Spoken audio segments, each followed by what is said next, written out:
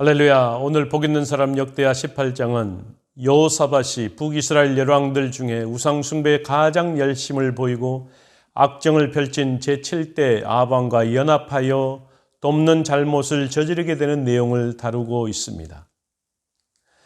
오늘 역대하 18장은 크게 세 부분으로 나누어서 볼 수가 있습니다. 그 첫 번째, 여호사밧과 아합의 결혼 동맹과 길랄 라모스 북을 위한 남북 연합군 결성과 거짓 선지자들의 남북 연합군 승리에 대한 예언을 하고 있는 부분입니다. 두 번째로는 아합 왕이 전쟁에서 패하여 죽을 것이라고 예언한 미가야의 참 예언과 미가야에 대한 아합의 박해를 설명하고 있습니다. 그리고 세 번째 단락에서는 미가야의 예언을 무시하고 전쟁에 나간 남북 연합군의 패배와 아합의 비참한 죽음을 기록하고 있습니다. 여호사밧 개인의 신앙이나 정책에 초점을 맞추기보다는 거짓 선지자들과 선지자의 예언 행위에 대해서 상세히 기록해 주고 있습니다. 그런 맥락 가운데 여호사밧은 참 선지자를 찾아 그 예언을 듣기는 하였으나 그것을 실천하는 수준에 이르지 못하고 있습니다.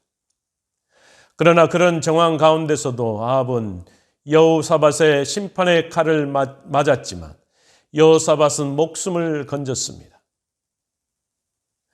비록 두 왕이 모두 거짓 선지자들의 말에 미혹되긴 했으나 아합은 우상 숭배하는 악한 왕이었던 반면 여호사밧은 왕을 신실하게 섬기는 왕이었다라는 점에서 차이가 있다라는 것입니다. 먼저 남북 연합군과 거짓 선지자들에 관련된 내용입니다. 여호사밧은 하나님을 경외함으로 부귀와 영광을 누렸습니다. 여호사밧은 나라가 분열된 이후 북왕국과 계속되는 갈등을 해결하기 위해 아합의 딸을 며느리로 삼았습니다.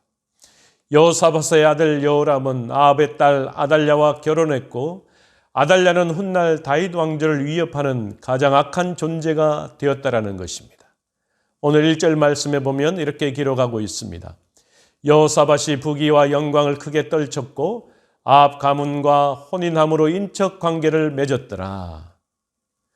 그리고 아합은 여호사밧에게 길르알 라못 치기를 권했고 결국 전쟁에 함께 참전하고자 했습니다. 오늘 2절 말씀에 보면 2년 후에 그가 사마리아의 아합에 내려갔더니 아합이 그와 시종을 위하여 양과 소를 많이 잡고 함께 가서 길르앗 라못 치기를 권하였더라. 3절입니다. 이스라엘 왕 아합이 유다 왕 여호사밧에게 이르되 당신이 나와 함께 길랄 라못으로 가시겠느냐 하니 여호사밧이 대답하되 나는 당신과 다름이 없고 내 백성은 당신의 백성과 다름이 없으니 당신과 함께 싸우리다 하는지라. 아멘. 길랄 라못은 요단 동편 바산 지역에 위치한 상업적 전략적 요충지였습니다. 본래 이스라엘의 땅이었습니다. 아합에 붙인 오므리가 아람 왕 베다단의 전쟁에서 패함으로 말미암아 빼앗겼던 지역입니다. 그리고 아합이 베나닷 2세와의 전쟁에서 승리하여 이곳에 반환을 약속받았으나 계속 지연되자 아합은 결혼 동맹을 맺은 여호사밧의 힘을 빌어 길랄 라못을 탈환하려는 목적으로 여호사밧을 사마리아로 초청했던 것입니다. 여호사밧은 먼저 하나님의 뜻을 물었습니다. 오늘 4절 말씀입니다. 여호사밧이 또 이스라엘 왕에게 이르되 청하건대 먼저 여호와의 말씀이 어떠하신지 오늘 물어보소서 하더라. 아합이 데려온 400명의 거짓 선지자들은 아합의 승리를 예언했습니다. 이 거짓 선지자들은 아세라 선지자들로 추정해 볼 수 있습니다. 오늘 5절입니다. 이스라엘 왕이 이에 선지자 400명을 모으고 그들에게 이르되 우리가 길랄 라못에 가서 싸우랴 말랴 하니 그들이 이르되 올라가소서 하나님이 그 성읍을 왕의 손에 붙이시리이다 하더라. 이처럼 아합이 데려온 400명의 거짓 선지자들은 아합의 승리를 예언했다라는 것입니다.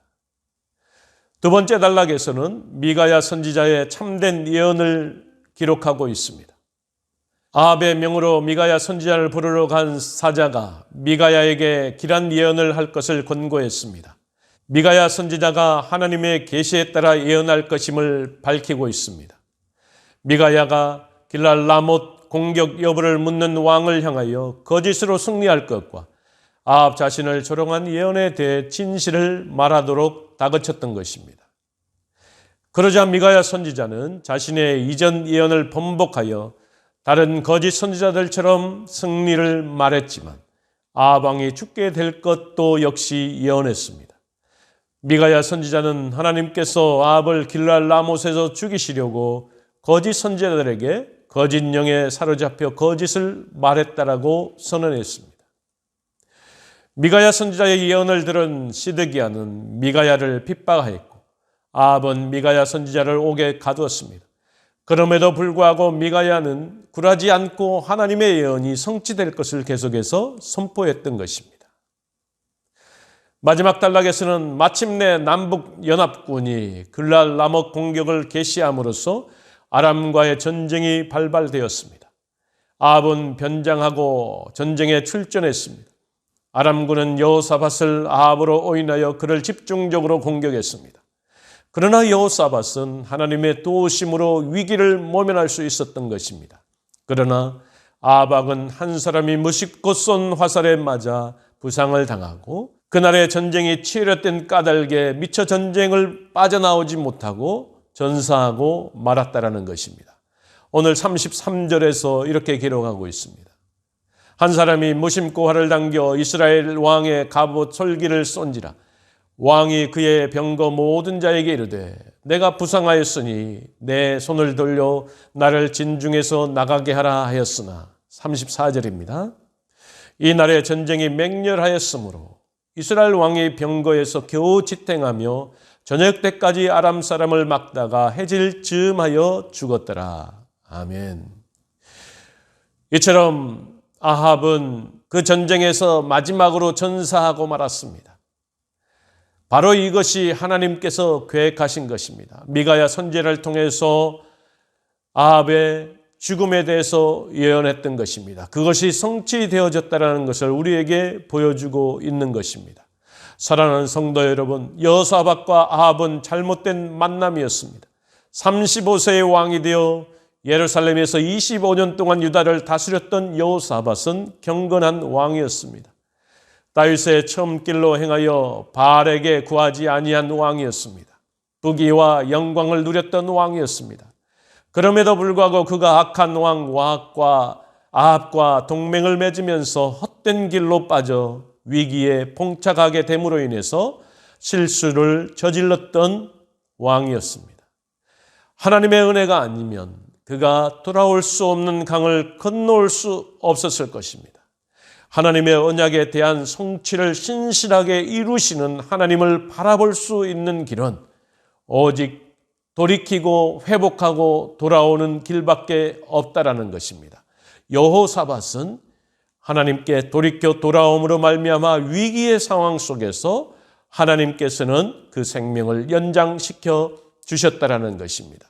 그렇게 함으로 말미암아 하나님께서 다윗에게 약속하신 그 언약의 약속이 계속 이어지는 결과를 낳았다라는 것입니다. 사랑하는 성도 여러분, 우리의 마지막은 어떤 삶을 살아가야 되겠습니까? 하나님의 언약의 삶을 살아가야 될 줄로 믿습니다. 오늘도 하나님의 그 언약의 말씀을 믿고 그 말씀 따라 순종함으로 주의 영광을 바라보는 저와 여러분이 되기를 주의 이름으로 간절히 축원합니다. 같이 기도하겠습니다. 전능하신 여호와 하나님 아버지, 여호사밧 왕이 북이스라엘의 가장 악한 왕이었던 아합과 동맹을 맺었습니다. 경건한 왕이었고 다윗의 길을 따랐던 왕이었음에도 불구하고 그의 실수가 있었습니다. 주변 나라의 세력으로 인해서 어려움 당하지 아니할까 싶어서 북이스라엘과 동맹을 맺음으로 하나님께서 계획하신 것을 잃어버렸던 왕이기도 했습니다. 그럼에도 불구하고 하나님께서는 다윗과 약속하신 그 언약을 성취하기 위해서 여호사밧을 그 전쟁에서 생명을 구해내시는 분이었다라는 것을 우리는 또한 오늘 교훈으로 삼을 수 있습니다. 하나님, 오늘 살아가는 우리에게도 하나님께서 계획해 놓으신 그 계획이 무엇인지 알지 못하고 깨닫지 못할 수도 있습니다. 그렇기 때문에 우리가 겸손함으로 매일 낮아짐으로 하나님 앞에 겸손함으로 말씀에 순종하며 나아가는 귀한 날 될 수 있도록 인도하여 줄 줄 믿고 감사하며 예수님의 이름으로 간절히 기도하옵나이다. 아멘.